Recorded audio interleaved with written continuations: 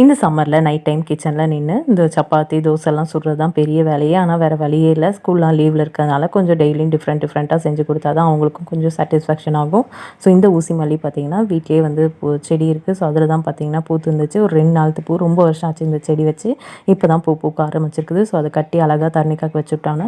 அவ்வளோ சந்தோஷமாக இருந்துச்சு பார்க்கவே.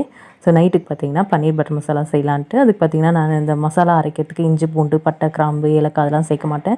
ஜஸ்ட் வெங்காயம் தக்காளி ரெண்டுமே 3 எடுத்து அதனால் கட் பண்ணி சேர்த்துட்டு அதோட முந்திரி மட்டும் சேர்த்து நல்லா வதக்கி ஆற வச்சு அரைச்சி எடுத்துக்கிட்டேன். இப்போ மசாலாவுக்கு பார்த்திங்கன்னா ஒரு பாத்திரத்தில் கொஞ்சமாக எண்ணெய் விட்டுட்டு ஜீரகம், காரத்துக்கு தகுந்த மாதிரி மிளகாய் தூள் நான் இன்றைக்கி ஒரு 2 ஸ்பூன் சேர்த்துக்கிட்டேன். 1/2 டீஸ்பூன் மட்டும் கரம் மசாலா சேர்த்துட்டு அரைச்ச பேஸ்ட்டையும் சேர்த்து கொஞ்சமாக தண்ணி விட்டு அதை நல்லா கொதிச்சதுக்குமேட்டு வீட்லேயே இன்றைக்கி பன்னீர் வந்து ரெடி பண்ணி வச்சுருந்தேன். அதையும் சேர்த்து கடைசியாக கொஞ்சமாக கொத்தமல்லி தழை தூவி இறக்குனா சூப்பரான பன்னீர் பட்டர் மசாலா ரெடி. ஸோ இந்த மாதிரி செஞ்சு பாருங்கள், சூப்பராக இருக்கும்.